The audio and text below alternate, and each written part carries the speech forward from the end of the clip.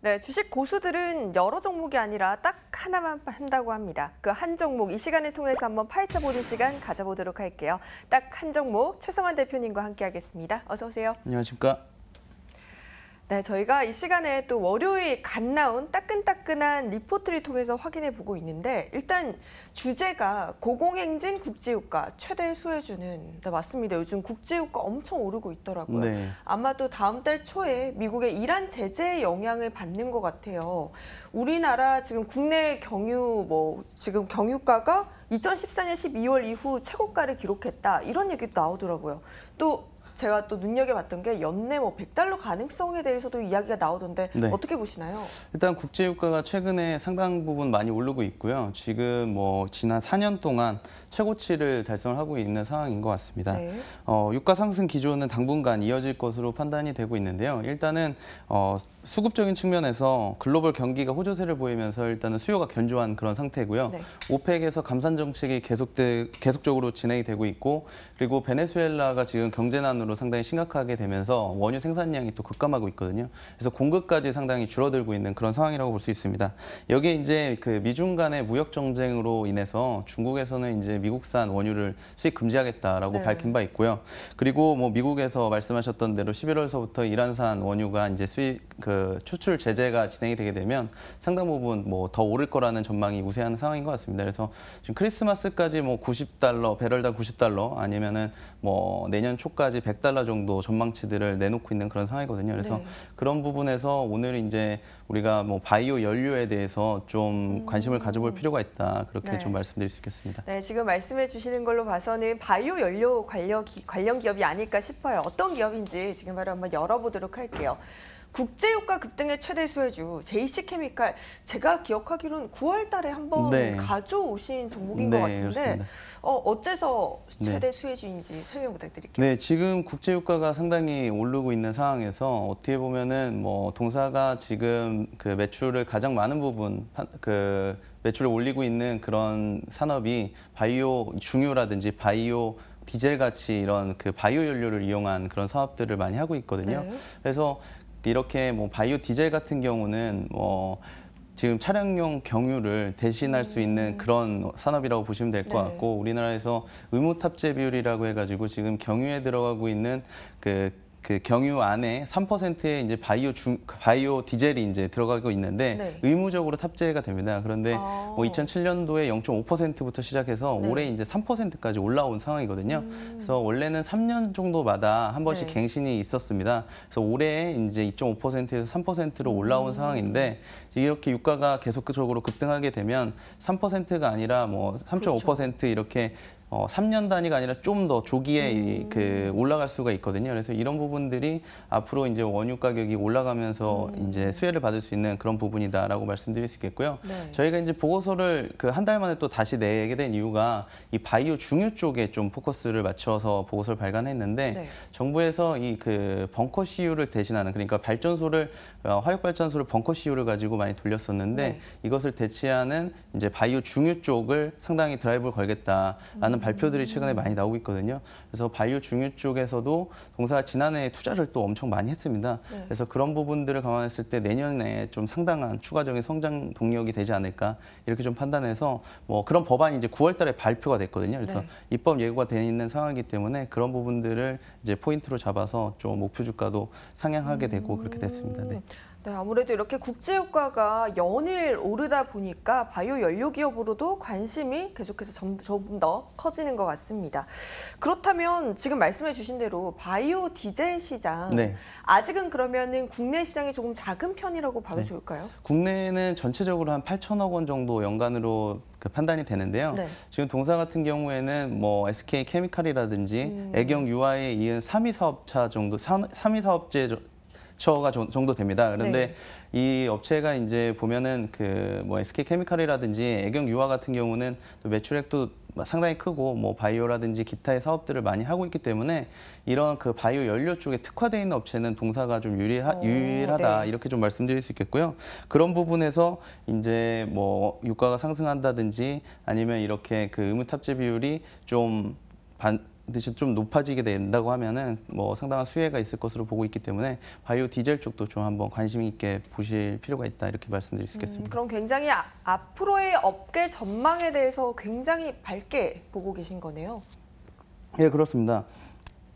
지금 바이오 디젤뿐만 아니라 지금 네. 말씀드린 바이오 중유 같은 경우도 관심이 상당히 높아지고 있는 그런 상황인데요. 네. 문재인 정부에서 지금 그 신재생 에너지 3020 정책이라고 해서 2030년까지 신재생 에너지 비율을 20%까지 높이겠다 이렇게 얘기들 많이 하고 있는데 지금 태양광 같은 발전 분야가 좀 문제가 좀 많이 되고 있지 않습니까? 네, 그렇죠. 이게 사실은 뭐 땅값까지 치게 되면은 뭐 발전 비율이 좀 많이 네. 높은 거다라는 이야기들도 많이 들고 ESS를 이용해서 이제 그 전기를 뭐 저장을 하고 있는데 이런 부분들이 또 화제도 최근에 많아지고 있거든요. 그래서 태양광 발전보다는 기타의 그런 발전으로 눈을 좀 많이 돌리고 있는 상황에서 이런 바이오 중유가 그 발전소를 돌리게 된다고 하면 상당 부분 이제 그 뭐 RPS 그 의무 탑재 비율 같은 것들이 이제 그 20% 신재생 에너지 발전 비율이 중유 쪽에서 많이 그 참여를 할 수 있기 때문에 네. 이런 부분에서 이제 드라이브를 걸고 있는 그런 상황인 것 같고요.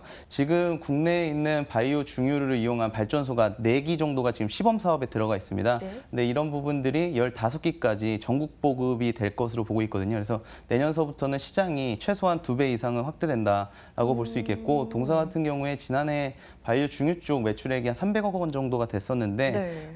내년 같은 경우에는 지난해 같은 경우에 300억 원 정도 됐었는데 이제 지금 설비를 증설을 하고 있거든요. 네. 동사의 시가총액이 한 950억 정도 되는데 한 300억 원 정도가 지금 설비 투자가 진행이 되고 있습니다. 상당 부분 투자를 하고 있는 부분이고 이런 부분이 내년 하반기에 이제 가동이 되게 되면 국내에서는 가장 큰 규모의 캐파를 가지고 있는 바이오 중유 생산 시설을 확보를 하거든요. 그래서 이런 부분들을 감안한다면 뭐 내년에 바이오 중유 쪽의 매출이 좀 상당 부분 많이 나올 수 있다라고 말씀드릴 수 있겠습니다. 그러면 지난해 이 시장 점유율이 어느 정도 네. 되는 거죠? 지난해 같은 네. 경우에는 한 15% 정도 되는 것으로 이렇게 알려져 있고요. 네. 동사 같은 경우에는 지금 바이오 중유 쪽 같은 경우에 뭐 말씀드린 바와 같이 한 300억 원 정도밖에 매출을 기록하지 못하고 있었지만 전체적으로 한 1,900억 원 정도 매출을 하고 있는 업체거든요. 그래서 바이오 중유 쪽에 뭐 내년에 가동이 들어가게 된다면 상당 부분 좀 매출 볼륨이 늘어날 수 있다 이렇게 말씀드릴 수 있겠습니다. 네, 정말 정부의 이렇게 적극적인 친환경 정책도 시장 확대에 큰 도움을 줄 것 같습니다.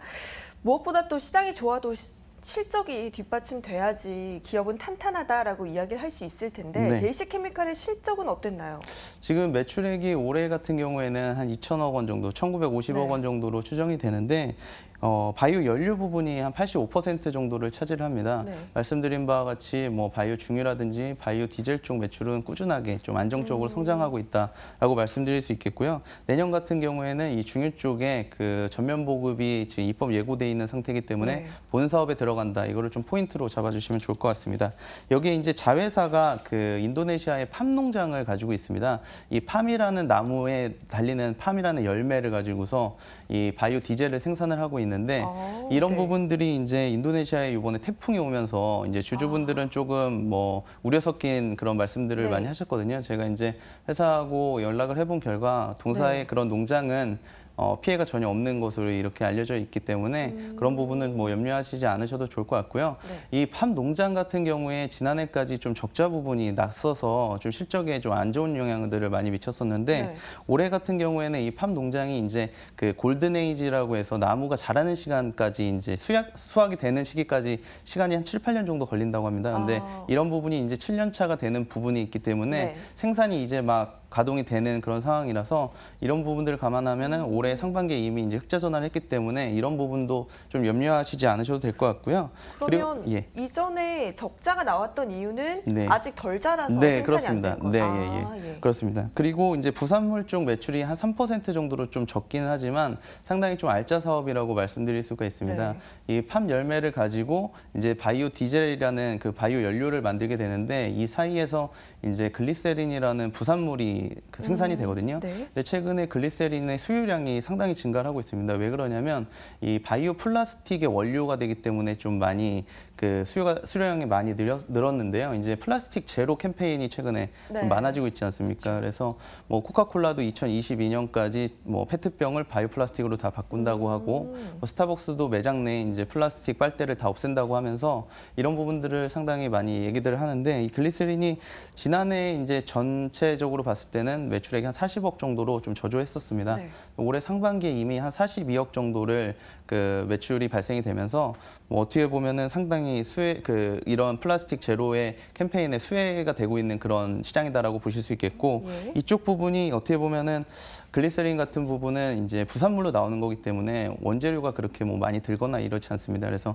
영업이익률도 상당히 높거든요. 그래서 이런 부분들은 매출이 뭐 늘어나면 늘어날수록 좀 네. 수혜를 볼 수 있는 그런 분야다 이렇게 좀 말씀드릴 수 있겠습니다. 네, 그럼 또 올해는 또 실적 호조를 기대해봐도 좋다 이런 네, 말씀이시죠? 그렇습니다. 네. 네, 알겠습니다. 그러면 앞으로 또 이렇게 유망한 업계이니만큼 향후 적정 주가라든지 이런 전망은 어떻게 보시는가요? 예, 우리가 이제 지난해 실적을 기준으로 해서 뭐 지금 적정 주가 한 7,000원 정도를 예상을 하고 있는데 네. 이전에는 이제 저희가 뭐 한 6,500원 정도를 제시해 드렸었거든요. 그런데 이제 보면 그 뭐 바이오 중유 쪽에 이제 그 캐파가 늘어나게 되면서 상당히 매출 볼륨이 커질 것으로 예상이 되고 지금 동사 같은 경우에는 시장에서 이렇게 비교할 만한 업체들이 없습니다. 네. 바이오 연료 쪽만 연료 쪽만 사업을 진행하고 있는 회사들이 없기 때문에 그래서 과거에 이제 동사가 좀 주가가 올랐을 때 PER이 한 10배 수준이었었거든요.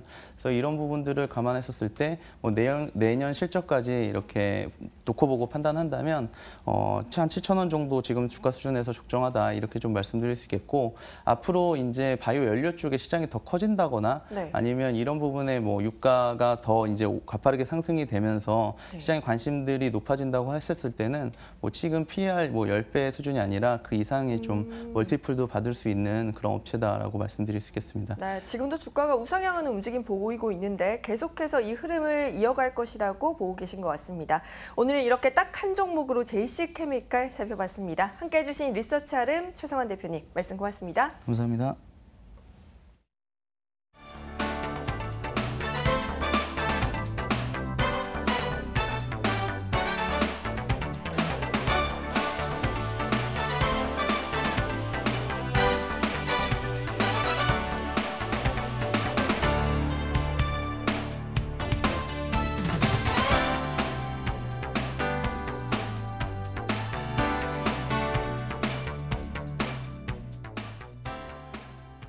자, 코스피 시장의 외국인 매도가 계속 이어지고 있습니다. 어려운 시장입니다만 시장에 대한 전략을 잘 챙겨서 이런 시장을 이겨내실 수 있었으면 좋겠습니다. 이어지는 마감 전략 A+를 통해서도 여러 가지 투자 전략 챙겨가셨으면 좋겠습니다.